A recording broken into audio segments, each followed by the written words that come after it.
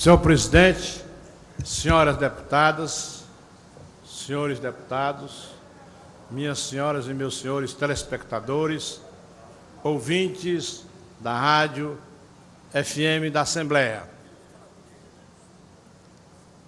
Antes de iniciar propriamente o meu pronunciamento, eu gostaria de manifestar da tribuna ao nosso vice-governador os parabéns que hoje ele completa, é aniversariante, pelo que ele representa para o Estado do Ceará, o trabalho que ele fez aqui na nossa casa. Portanto, queria enviar-lhe toda a felicidade no transcurso do seu aniversário. E também antecipando, amanhã é o aniversário da nossa deputada Patrícia. Fica desde já registrado os nossos parabéns. E para dizer que eu acabo de chegar de um debate. E o debate, de certa forma, coincidiu com esse debate que estava falando o doutor Sarto. Eu estava com um médico que tem 3 filhas e uma médica foi assaltada quinta-feira passada, foi esfaqueada por 3 mocinhas. E ele estava falando da angústia, da sua angústia de pedir mais proteção, batalhar pela violência, contra a violência, e tivemos uma bela discussão. E, coincidentemente, na discussão, foi levantado algo que aqui nós já discutimos. Eu acho que a análise que, às vezes, ou muitas vezes, é feita no que diz respeito à segurança, ela tem sido incompleta. Os professores que defendem o Estado, o que é o Estado? O Estado é que controla a violência e pode aplicá-la legitimamente. Diz isso Max Weber, diz isso todos os politicólogos, mas eles são unânimes em dizer que há 2 dimensões na função do Estado. Ele é o que aplica usa legitimamente a violência e tenta controlá-la. Mas, ao mesmo tempo, no debate, no embate que acontece entre 2 pessoas, querendo uma dominar a outra, homo hominis lupus, você tenta realmente dominar, mas você reconhece que jamais você poderá chegar a algum lugar se não der outra dimensão da violência.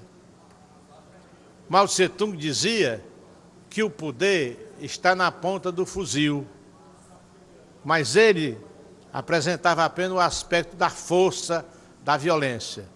E ele esquecia que há outra dimensão bem maior, que é do entendimento, do reconhecimento que o outro tem os mesmos direitos. Ou seja, o homem é um ser dialético. Ora, o governador, quando esteve aqui pela primeira vez, ele disse aqui nessa tribuna que realmente quais eram as suas prioridades. A prioridade primeira e absoluta, que eu acho que ele realmente realizou de uma maneira importante, que é colocar a educação em primeiro lugar, lutar pela educação. E isso ele fez de maneira exemplar em Sobral. Eu tive a oportunidade de acompanhar e estendido a todos os municípios do Estado e hoje, com o acordo feito com a presidente Dilma, a todos os municípios do país. O pacto pela educação, o aluno, ao chegar aos 8 anos, já sabe ler e escrever. O problema da saúde, sobretudo da interiorização dos benefícios do desenvolvimento. a concentração dos recursos aqui em Fortaleza. E ele começou um processo de descentralização, notadamente na construção dos grandes hospitais, das policlínicas. E no caso específico da violência, ele, como já foi dito aqui, ele disse, é uma atividade complexa. Se ela é uma atividade complexa, quer dizer, requer o papel do Estado, o papel dos Estados todos envolvidos, aí é interessante, em primeiro lugar, olhar o papel da União, da Federação. E se nós pegarmos qualquer área do Brasil hoje, nós temos uma federação capenga, uma federação que não cumpre o seu dever de justiça distributiva, ou seja, repassar aos estados de uma maneira igualitária aquilo que é dever da União. Então, hoje, os politicólogos, os sociólogos estão defendendo que o próprio Estado, enquanto Estado, isso no sentido mais amplo, porque o nosso Estado é um Estado federado, já é um Estado limitado. Então, ele é ultrapassado por outros movimentos, é ultrapassado por outros grupos, por conselhos que envolvem a comunidade. A comunidade é importante que ela participe da sua segurança. Mas aí nós temos uma situação complexa. Por quê? Porque a nossa educação, em termos nacionais, ainda é um sistema também que tem vários pontos de estrangulamento. Ou seja, não é de uma maneira, o nosso sistema educacional não marcha de uma maneira correta. Ele tem pontos de estrangulamento. O primeiro deles é a distribuição regional. Então, hoje mesmo, os jornais estão falando que queremos um novo pacto de federação. Então, há, por parte do governo, como já foi citado pelo doutor Sarto e pelo nosso também, os outros deputados que estavam falando dessa questão, o governo, comparativamente com os demais governos, fez muito do que diz respeito ao aspecto físico, o aspecto também de formação dos policiais. E tem lutado para os conselhos comunitários. Nós não vamos resolver jamais a segurança se pegarmos só um lado. Aí eu acho que o nosso deputado Heitor, ele peca, porque ele não dá a visão global. Professor, uma parte quando possível, Antônio Carlos. Pois não dá o aspecto global, da análise da situação. Então, se você examinar hoje, há uma nordestinização da violência. Como os estados que são beneficiários, como o Sul, o estado do Rio, o estado de São Paulo, hoje ele mata menos. Por quê? Porque ele foi beneficiado pelo governo federal.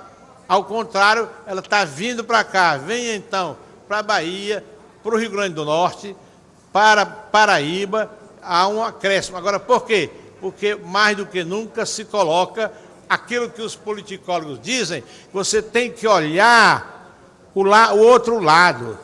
Nós temos que ser construtores da paz, como diz o Papa João 23, e não olhar só um aspecto. O aspecto educacional é fundamental. Há envolvimento da comunidade, o envolvimento dos bairros.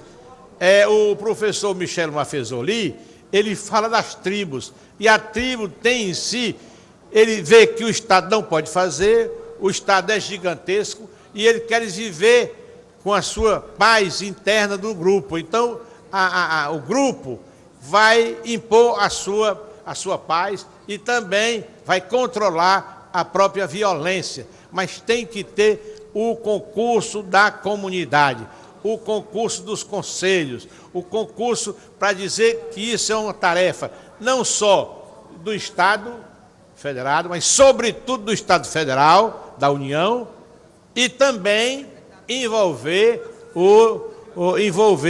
a sociedade. E a nossa sociedade também, ela, por um lado, até hoje nós não controlamos o analfabetismo. Quer dizer, há mais de 100 anos os países desenvolvidos, há muito tempo não tem mais analfabeto. E o Brasil, infelizmente, continua com essa chaga. E a educação não está dando igualdade em todos os estados. Portanto, temos que lutar a educação. Quanto mais educação, mais não vamos precisar do uso da violência.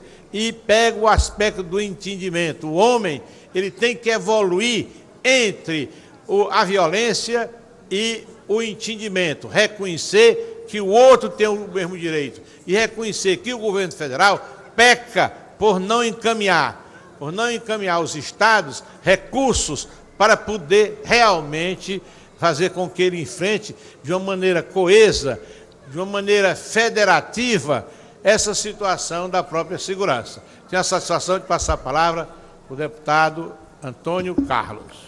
Deputado professor Teodoro, muito obrigado. Eu acho que esse debate ele tem que ser feito de forma muito focada, observando os fatores que realmente concorrem para o aumento da violência, mas se nós ficarmos com o argumento de que esse problema é nacional, que a lei tal permite certos abusos, que a justiça não age, a gente vai tirar a responsabilidade que, de fato, constitucionalmente tem o Estado.